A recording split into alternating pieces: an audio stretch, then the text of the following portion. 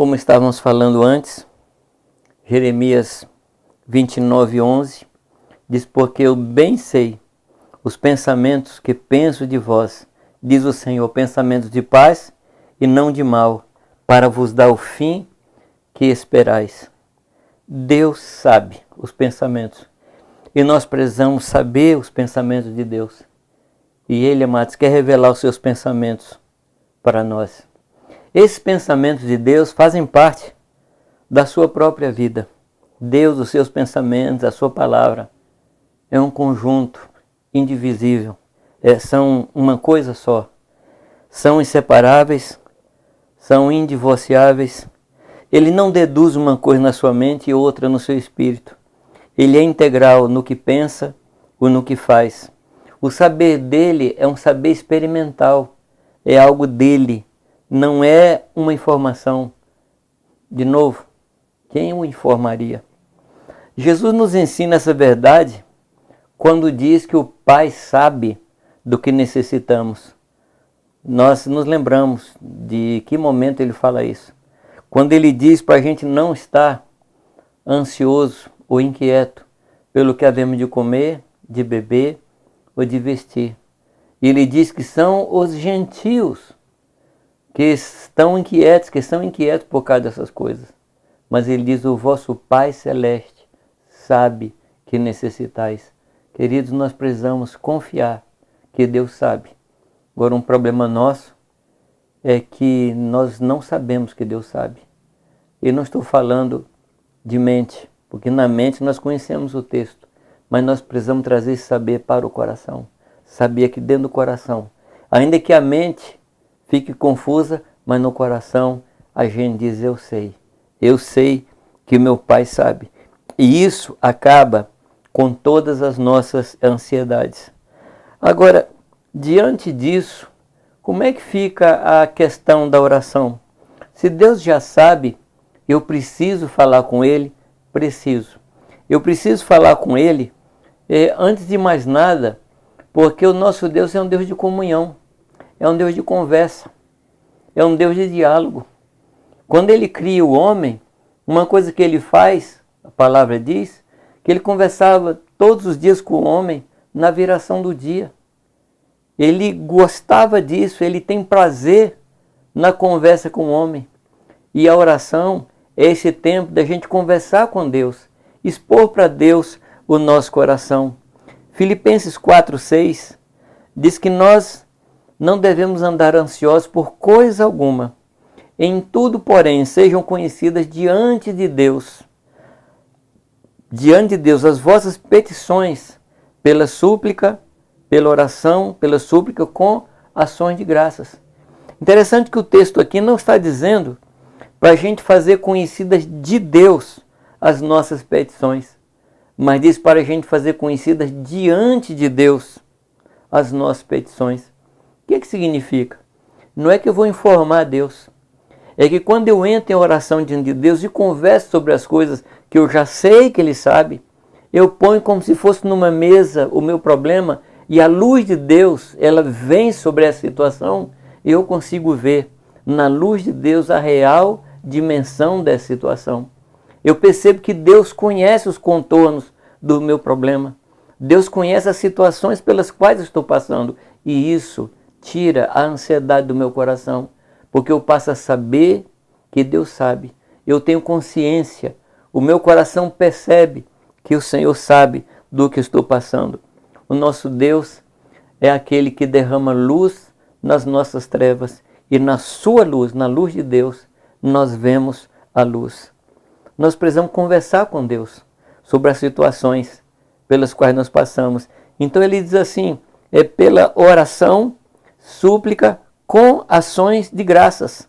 Quando a gente coloca diante de Deus, a gente toma essa atitude de começar a agradecer a Deus, porque Ele sabe.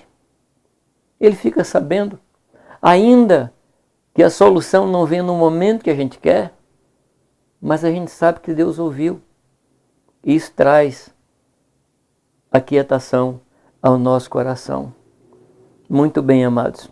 Ele sabe do que precisamos, pois isso faz parte da sua misericórdia. e do seu cuidado. Enquanto eu durmo, o Senhor cuida de mim. Antes de eu nascer, o Senhor já previa e cuidou de mim, me teceu de modo assombrosamente maravilhoso, me formou, me deu meu temperamento, me deu minha personalidade. Ele me conhece exatamente tudo da minha vida, Ele sabe. Quem eu sou, Ele sabe tudo. Então, Mateus 6,31 diz, portanto, não vos inquieteis, que comeremos, que beberemos, ou com que nos vestiremos, porque os gentios é que procuram todas essas coisas. Pois o vosso Pai Celeste sabe que necessitais de todas elas. Meus amados, o Senhor sabe. Que Deus possa falar muito forte ao nosso coração sobre isso. Ele sabe e quer que nós tenhamos a consciência de que Ele sabe.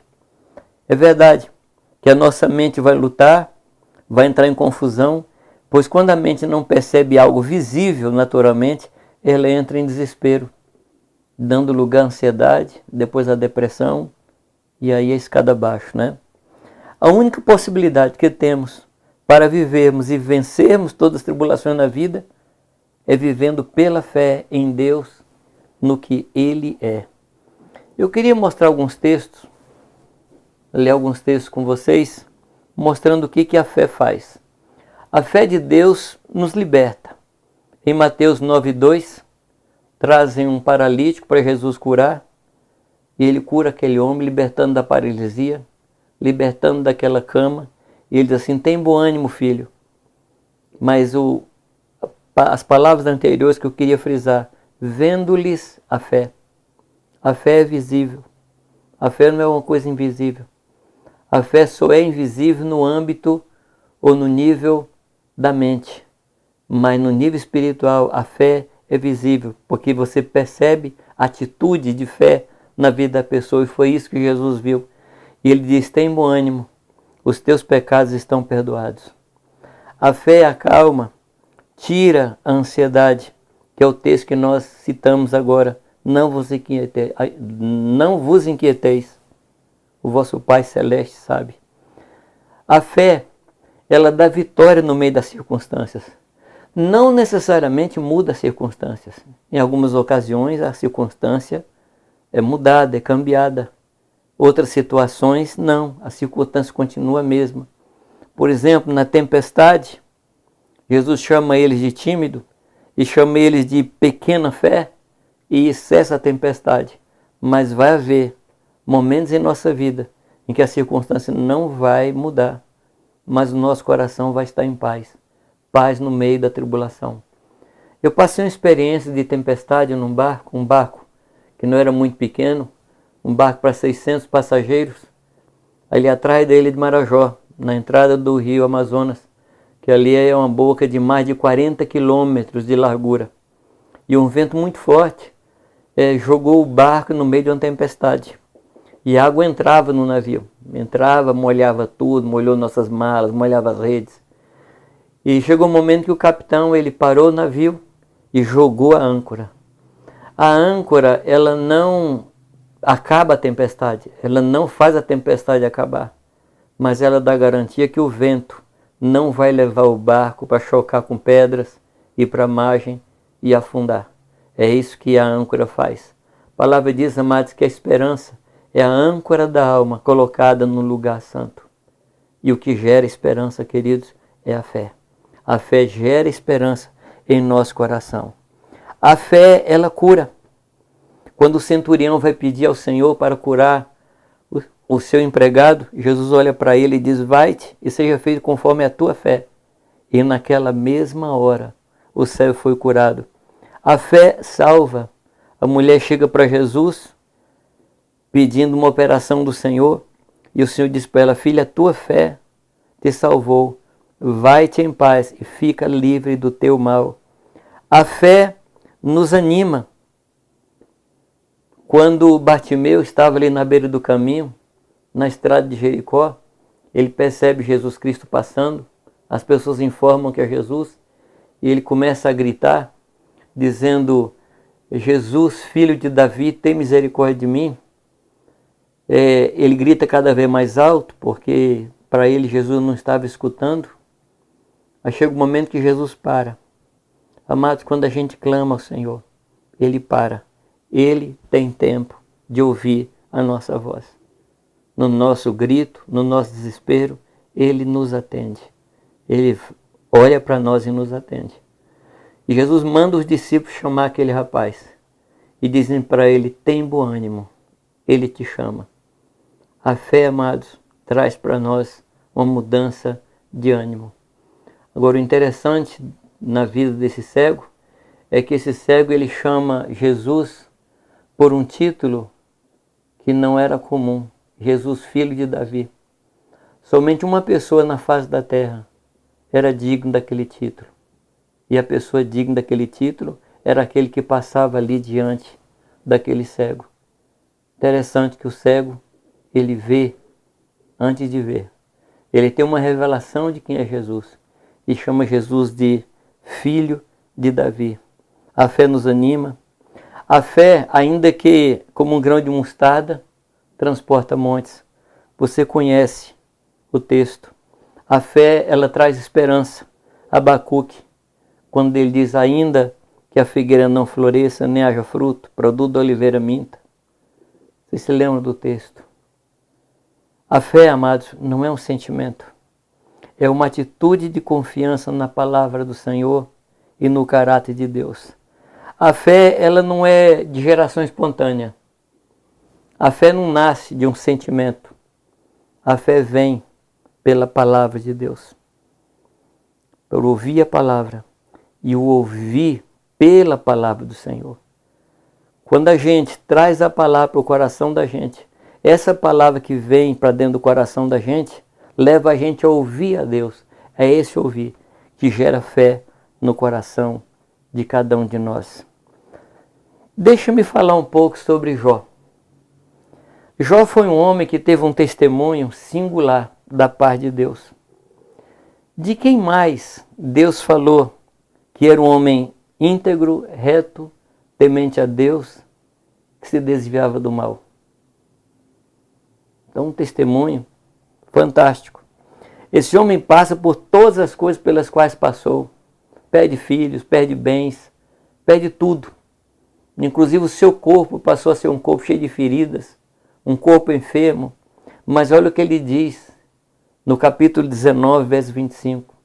Ele diz, porque eu sei. Que sei é esse? Significa o quê? Que alguém chegou para ele com uma informação e que havia um outro Jó em algum lugar que passou pela mesma experiência com ele, experiência que ele passou, e que o resultado daquela vida seria o mesmo resultado para ele? Não. Ele não conhecia ninguém que tivesse passado por aquilo que ele estava passando. Mas ele não olhou para a sua situação. Ele olhou para o Senhor. Ele diz, eu sei que o meu Redentor vive e por fim se levantará sobre a terra. Esse eu sei, vem da parte de Deus. Esse eu sei, vem por revelação do Espírito Santo. E ele diz, depois, revestido este meu corpo da minha pele, em minha carne, verei a Deus. Que coisa tremenda. É isso que a fé faz conosco. A fé, ela nos enche de esperança e nos faz crer no futuro tranquilo. E ele diz assim, vê-lo-ei por mim mesmo. Os meus olhos o verão e não os outros. Ou seja, eu vou ver, não que os outros vão me contar. Eu vou ver com os meus olhos. E aí ele termina essa frase de maneira fantástica. Ele diz, de saudade me desfalece o coração dentro de mim. Interessante, porque saudade diz respeito a algo passado. Mas aqui Jó estava com saudade de alguma coisa no futuro. Queridos, que coisa tremenda. Quando a gente tem essa revelação de Deus, quando Deus se revela para nós, a gente passa a ter segurança no futuro e o nosso coração é atraído por esse futuro. O nosso coração é voltado para esse futuro. Jó tinha certeza das coisas que esperava e a firme convicção dos fatos que ele não via naturalmente. Essa atitude é descrita na palavra de Deus como uma atitude de fé.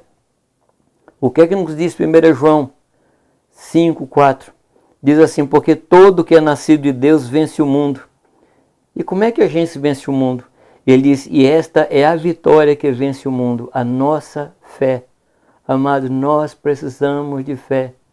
A pergunta de Jesus é uma pergunta muito séria. Por acaso, quando o Filho do Homem voltar, encontrará fé na terra? É uma pergunta muito séria. E nós precisamos responder, sim, Senhor, o Senhor vai encontrar, porque eu tenho fé no Senhor. Algumas vezes queremos vencer o mundo com armas carnais. Nesse tempo de coronavírus, queremos ouvir as notícias e achar nelas alguma esperança. Olha, apareceu a cura, apareceu uma vacina, apareceu uma descoberta, a curva está achatando, a curva parou. A gente quer achar esperança nas coisas que andam pelos nossos ouvidos, querido. A esperança não entra por aí. A esperança é gerada pela fé no nosso coração. Nós temos que crer nisso. Nós temos que tirar os nossos olhos daquilo que é natural. Nós temos que olhar para o Senhor. É daí que vem o nosso socorro. A esperança, então, é gerada pela fé em Deus e na sua palavra. Definitivamente, o que nos dá vitória é somente uma coisa, a fé em Deus e em sua palavra. Sem isso, é impossível agradar a Deus. Jó sabia em seu coração que o seu Redentor vive. Sabia que ele se levantaria sobre a terra. Sabia que o seu corpo seria revestido de imortalidade. Sabia que veria Deus com seus próprios olhos. Isso gerava nele uma saudade de algo que ainda não havia acontecido no natural, mas que ele já antecipava. A fé faz isso. Traz para o presente algo que está no relógio, numa condição de futuro. Mas não é isso que Jesus fala em Marcos 11, 24. Por isso vos digo que tudo quanto em oração pedirdes, crede que recebestes e será assim convosco. Os irmãos percebem aqui? Tudo que pedirdes, crede que recebestes, passado, e assim será futuro.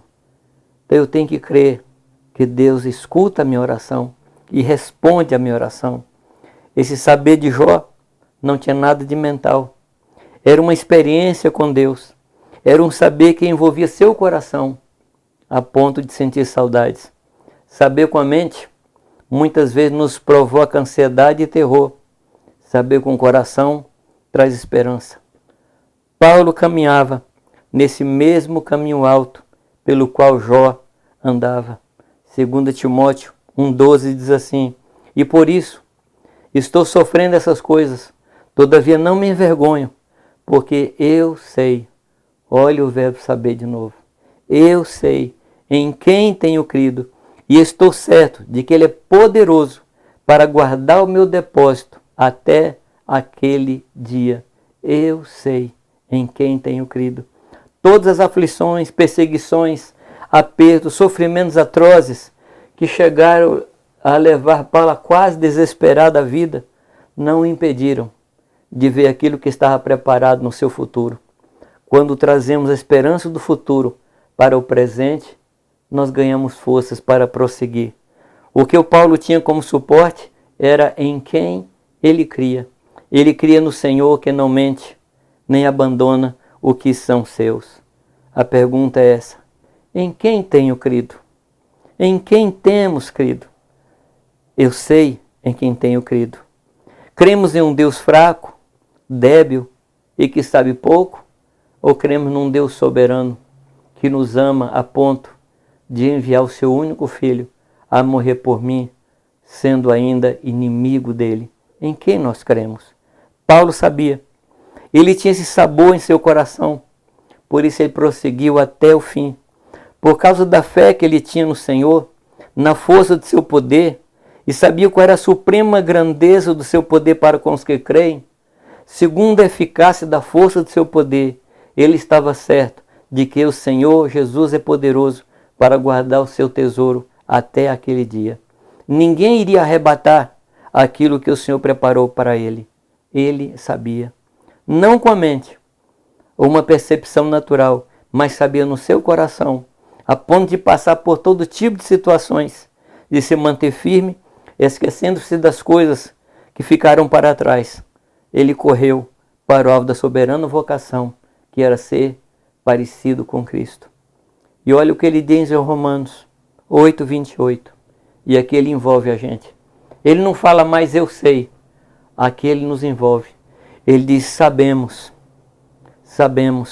que todas as coisas cooperam para o bem daqueles que amam a Deus, daqueles que estão chamados segundo o seu propósito. Nós sabemos. E por que nós sabemos? O versículo 27, ele fala algo interessante. Ele fala da intenção de Deus. Amados, muitas vezes nós não vamos compreender os caminhos de Deus, mas a gente confia na intenção do Senhor. Quando ele diz, eu sei os pensamentos que tenho ao seu respeito. E nós vamos dizer assim, Senhor, eu creio nos teus pensamentos ao meu respeito. Quando sabemos no nosso coração quem é Deus e como Ele nos ama e que nunca irá nos abandonar, então nós caminhamos com maior velocidade, pois seremos capazes, mediante o Espírito Santo, de cooperar com a obra de Deus em nós. Paulo de novo afirma algo, sabemos. Como Paulo sabia? Ele já havia passado por aquela situação para saber que era assim, ou ele sabia quem era Deus, o Senhor? Paulo sentia o gosto do caminho de Deus, experimentava a bondade do Senhor na terra dos viventes. Salmo 27:13 diz assim, pereceria sem dúvida, se não cresce, que veria os bens do Senhor na terra dos viventes. Eu estaria desanimado, eu teria desistido, se não cresce, que veria a bondade do Senhor na terra dos viventes. Espera, pois, no Senhor, anima-te, e Ele fortalecerá o teu coração. Espera, pois, no Senhor. Sei que o meu Redentor vive, sei que Ele é poderoso, sei que os meus olhos verão, sei que todas as coisas cooperam para o meu bem.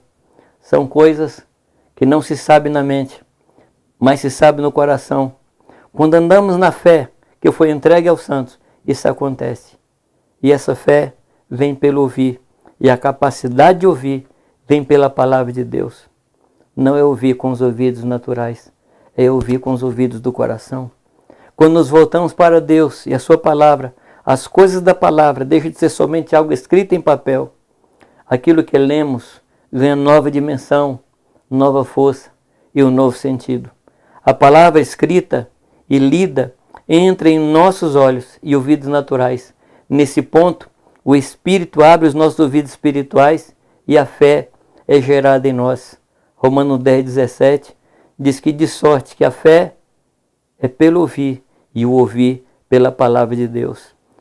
Lucas cita Isaías 6:9, ali em Atos 28:27, ele cita Isaías 6:9, e é interessante quando ele diz assim, vai e diz a este povo, ouvis de fato e não entendeis, e vedes em verdade, mas não percebeis. Engorda o coração deste povo e endurece-lhes os ouvidos e fecha-lhes os olhos. Não venha ele a ver com os olhos e a ouvir com seus ouvidos e a entender com seu coração e a converter-se e ser sarado. Apesar desse texto ser um texto negativo, ele mostra aqui um processo, mostra esferas, mostra níveis. Ou seja, eram pessoas que ouviam de fato, eles ouviam, mas não entendiam. Eles viam, mas não percebiam. Qual era a situação? Coração gordo, ouvido endurecido e olhos fechados. Coração gordo, ouvido endurecido e olhos fechados. Qual o resultado? Não viu com os olhos, não ouviam com os ouvidos, não entendiam com o coração, portanto não se convertiam e não eram sarados. O caminho para nós, meus queridos, é um caminho alto e plano. Nós que caminhamos com fé no Senhor, vendo, contemplando e saudando aquilo que o Senhor prometeu, nós não somos dos que desistem. Somos o povo que sabe o final, sabe o amor de Deus, sabe o sabor da misericórdia do Senhor, experimentou a graça do Espírito Santo, que anda sob a nuvem durante o dia e tem como guia a coluna de fogo. Sabemos em quem temos crido. Sabemos que o nosso Redentor vive e por fim se levantará sobre a terra. Nossos olhos o verão como ele é. Eu termino lendo 2 Timóteo 1, versículo 12 em diante. Diz assim: por isso estou sofrendo essas coisas, todavia não me envergonho, porque eu sei em quem tenho crido, e estou certo que ele é poderoso para guardar o meu depósito até aquele dia. Mantenha o padrão das sãs palavras que de mim ouvistes com fé e com o amor que está em Cristo Jesus. Guarda o bom depósito mediante o Espírito que habita em nós. Que o Senhor nos ajude, que o Senhor nos encha de fé, que o Senhor nos ajude a conhecê-lo como ele é, para a gente poder dizer: eu sei em quem tenho crido. Que o Senhor te abençoe.